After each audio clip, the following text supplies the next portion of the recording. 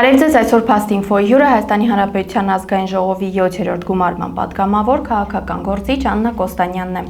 Բարև ձեզ, Տիկին Կոստանյան։ Բարև ձեզ։ Շնորհակալ եմ հրավերն ընդունելու համար։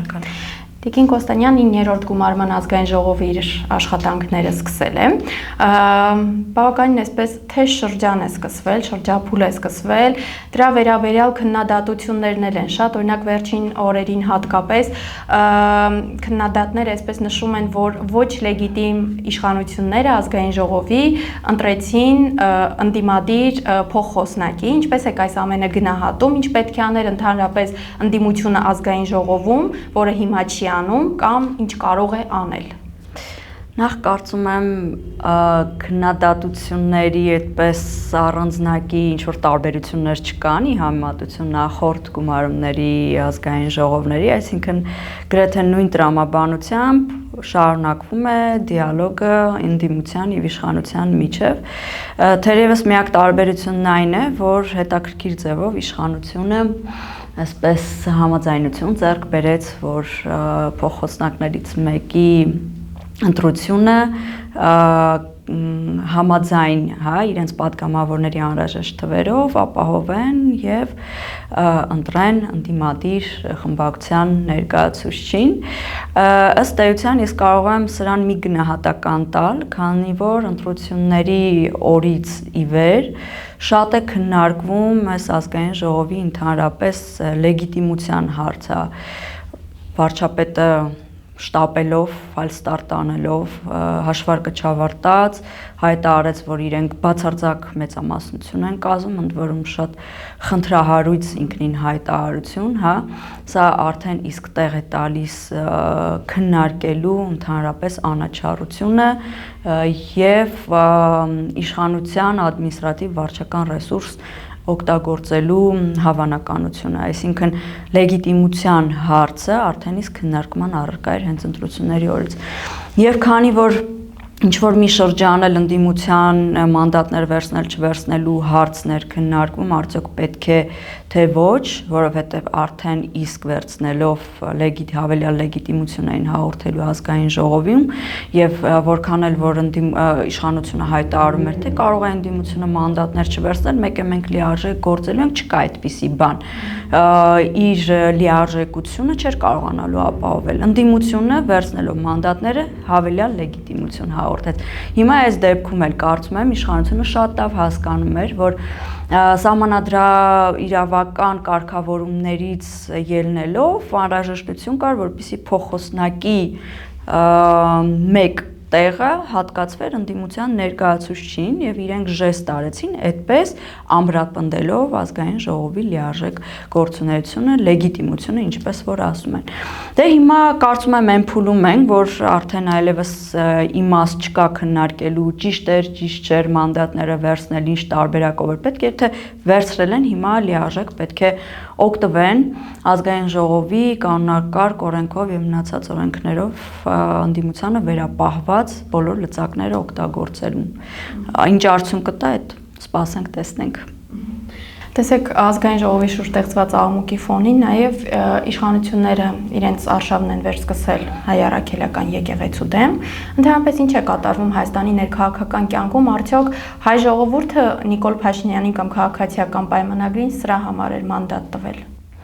Եկեղեցու դեմ պայքարի իհարկե ոչ։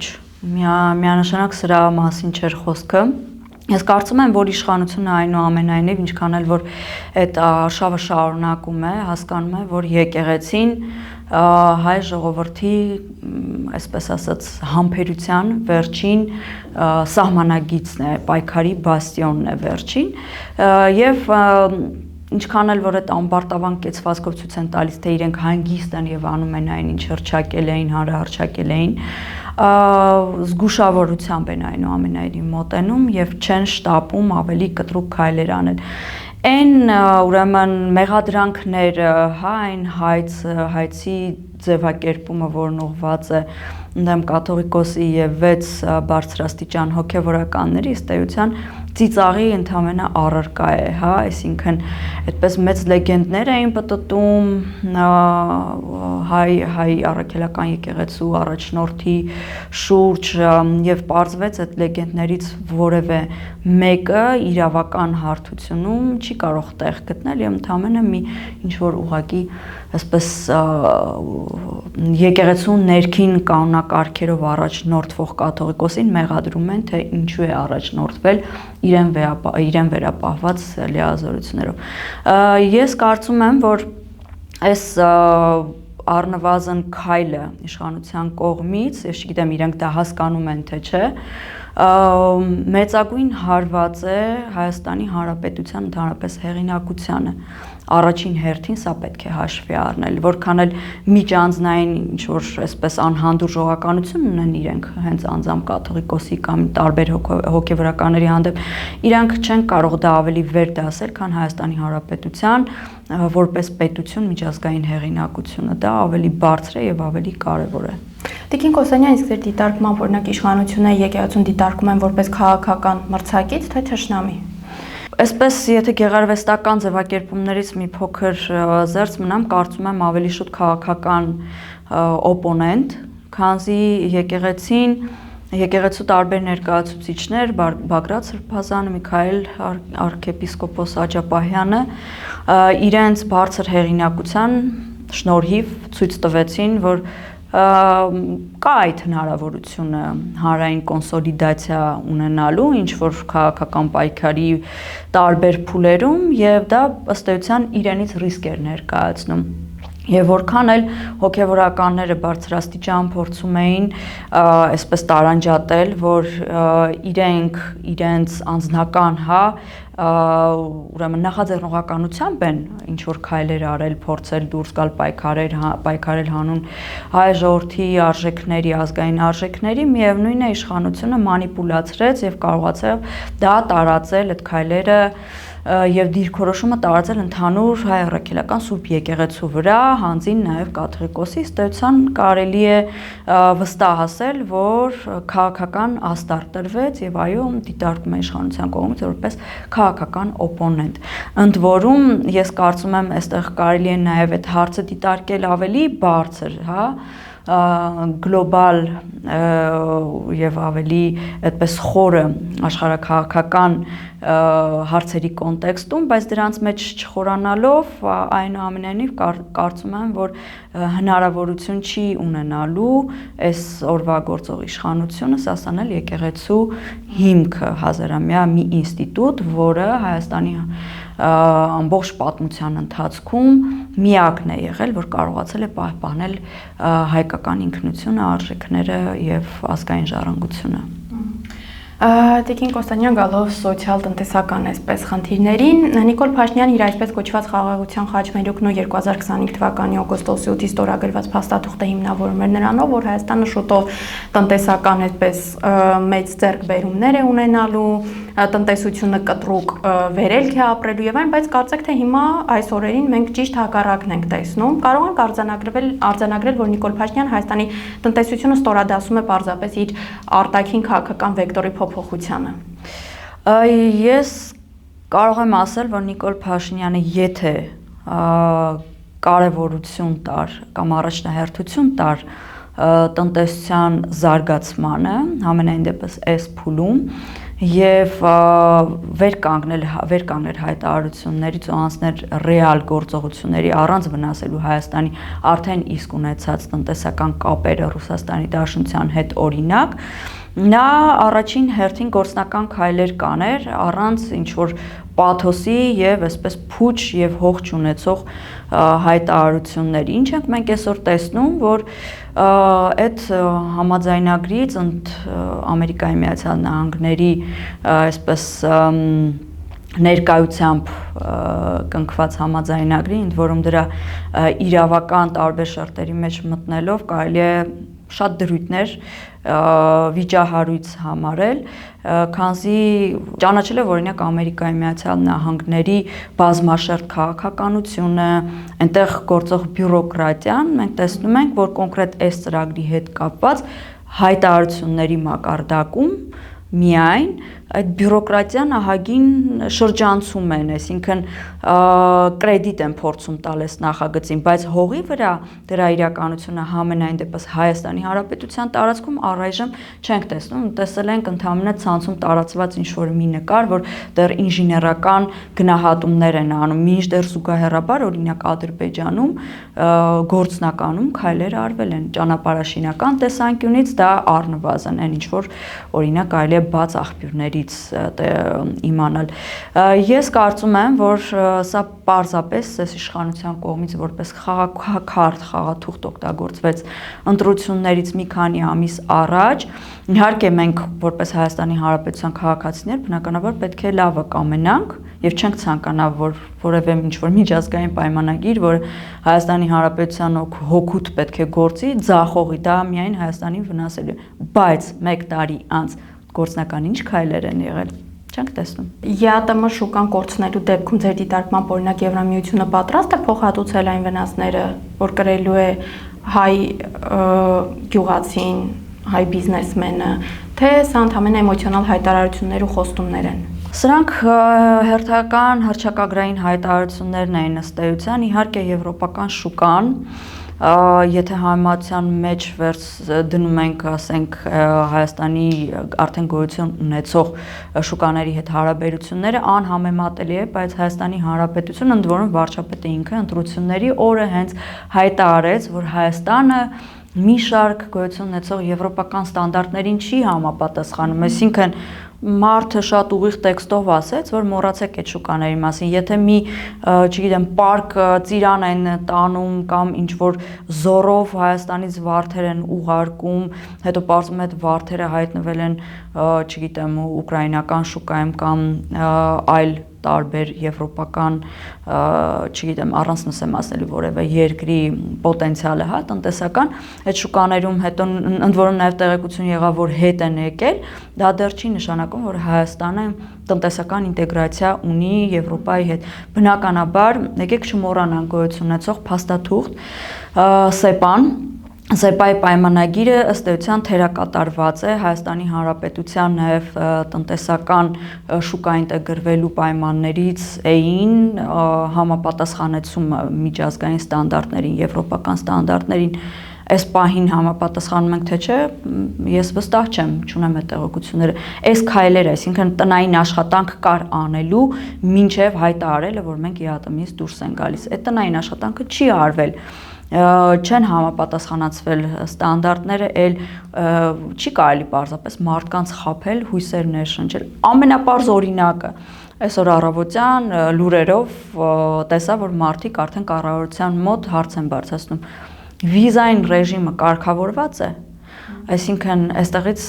փաստացից համակով բեռնատարներ պիտի գնան։ Այդ բեռնատարների վարորդների վիզաները կարգավորված են այդ ընկերությունների աշխատակիցների, չեմ կարծում։ Դրանք էլ ինչ-որ պրոցես է, պրոցեդուրա է, որ պիտի Հայաստանը անցնի, անխոչնդոտ, հետո նոր խոստան արդեն լոգիստիկ հնարավորությունների կամ նույնիսկ ապրանքների որակի մասին։ Լավ, իսկ տնտեսությունից զատել ինչ կին պետք է վճարի Հայաստանը, էլ ինչ է մեզ սպասվում։ Ըստ էության կարծում եմ այդպես առանցքային փոփոխություններ հույս չունեմ, որ տեղի կունենան, հատկապես եթե խոսքը վերաբերում է տնտեսությանը։ Եվրոպայի հետ հարաբերությունների մասով բնականաբար քայլեր արվում են, այդտեղ, չգիտեմ, ինչ-որ պահանջներ գուցե Եվրոպան ներկայացնի, այսինքն Եվրոպայի հետաքրքրությունը Հայաստանի մասով, ես այդ միամտությունը չունեմ կարծելու, թե տնտեսությունը, տնտեսական փոխհարաբերություններ, եթե դա լինի, շատ լավ, բայց այստեղ Եվրոպայի դիրքերի ամրապնդումը, Եվրոպայի հետ հարաբերությունների ամրացման նպատակը փաստացի Ռուսաստանի դիրքերի թուլացումն է, այսինքն ալտերնատիվը դա է։ Հայաստանը պիտի խոստանա, որ բոլոր կապերը խզում է Ռուսաստանի հետ, սկսած տնտեսական փոխհարաբերություններից, նոր Եվրոպան ասի, լավ, կմտածենք, արդյոք Հայաստանը որ ստանդարտներին կարող է համապատասխանել։ Դրանք տասնյակ տարիների երկար ու ձիգ աշխատանքներ են Եվրոպայի հետ փոխհարաբերություններ, Եվրոմիության հետ Եվրոպան էլ բյուրոկրատական հսկայական համակարգ է, այդքան հեշտ չէ եւ Եվրոպայում էլ չեն նստած սպասում աչքները փայլելով Հայաստանին։ Եթե աշխատանք կա, պիտի տարվի առանց փորձելու վնասել արդեն գոյություն ունեցող հնարավորությունները։ Տիկին Կոստանյան, համատարած այս ձերբակալությունների կալանավորումների ֆոնին Հայաստանում կարծեք թե վախի մթնոլորտ է ձևավորվել արդեն,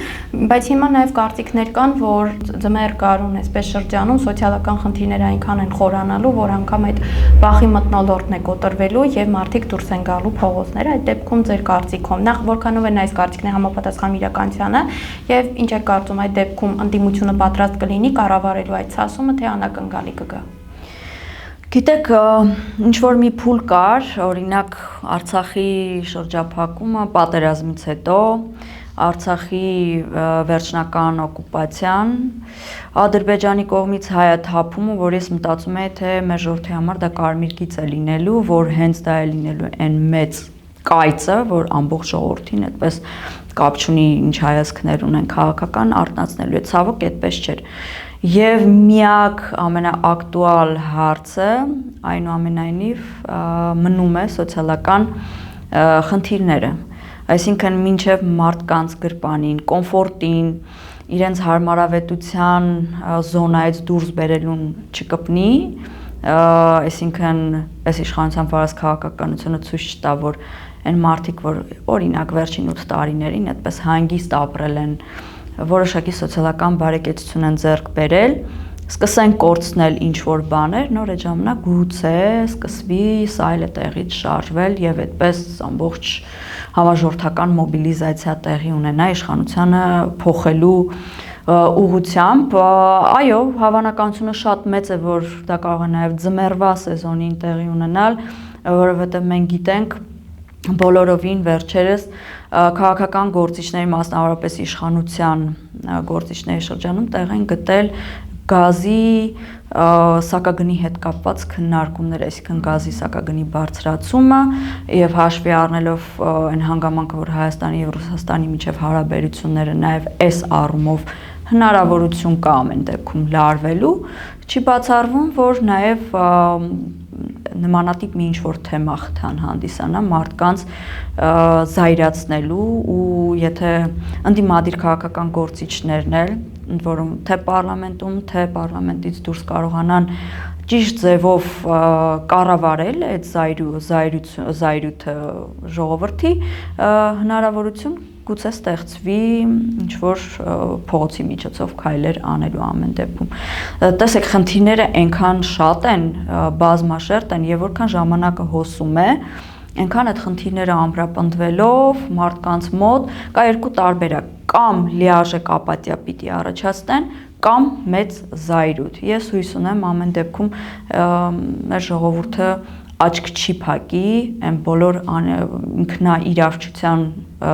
ինքնաիրավ գործողությունների վրա, որ անում է իշխանությունը։ Եվ վերջում Տիկին Կոստանյան, տեսեք Հայաստանի նման փոքր պետությունները կարծեք թե միշտ կախված են լինում արտաքին աշխարհից եւ իր սահմաններից այն կողմ տեղ ունեցող գործընթացներից հաշվի առնելով տարածաշրջանային զարգացումներն ու այն ամեն ինչ տեղի ունենում, օրինակ Իրանում, Ռուսաստանում, Ռուսաստանի եւ ԱՄՆ-ի միջև, չգիտեմ, Ռուսաստանի եւ Արևմուտքի միջև, ձեր դիտարկմամբ ինչ է սպասվում Հայաստանին, ինչ զարգացումներ կարող են տեղի ունենալ եւ արդյոք իրապես մենք հիմա կախված ենք օտարի կամքից։ Գիտեք, ընդհանրապես, այսպես եթե ասենք աշխարհում գոյություն ունի լիարժեք մի պետություն, որ բացարձակապես ինքնիշխան է, կարծում եմ չկա այդպիսի պետություն, որովհետև չեն կարող ժամանակակից աշխարհում պետությունները փոխհարաբերվել մեկը մյուսի հետ, չունենալով մեկը մյուսի վրա ազդեցությունները, բնականաբար Հայաստանն էլ այդ պետություններից մեկն է, հա, այսինքն եթե դու ուզում ես փոխհարաբերվել աշխարհի տարբեր պետությունների հետ, ունենալ հարաբերություններ տնտեսական առումով, չգիտեմ, սոցիալական հարցերի շուրջ, օրինակ մշակութային ոլորտում, մի շարք տարբեր ոլորտներում եւ այդ պետություններից վերցնես փորձ, դու քոնը փոխանցես, բնականաբար այստեղ չի կարող խոսք չգնալ ազդեցությունների փոխանակումներից զերծ մնալու մասին, հետեւաբար Հայաստանը պետք է կարողանա առնվազն adekvat ձևով փոխհարաբերվել, այդ թվում նաև գերպետությունների հետ, առանց կորցնելու սեփական արժանապատվությունը, ազգային արժանապատվությունը։ Եվ դա բոլորովին չի նշանակում, որ այդ փոխհարաբերությունները պետք է տեղի ունենան նաև տարածքային զիջումների միջոցով կամ շնորհիվ, ինչը որ այս պահին Հայաստանի համար շատ ակտուալ թեմա է։ Սակայն Հայաստանի Հանրապետության իշխանությունը, այդ adekvatության աստիճանը եւ արժանապատվության զգացումը պիտի ունենա։ Այսօրվա իշխանությունը 8 տարի շարունակ հակառակն է ապացուցել։ Հետևաբար, ես կարծում եմ, որ Հայաստանը առաջիկա առնվազն 5 տարիների ընթացքում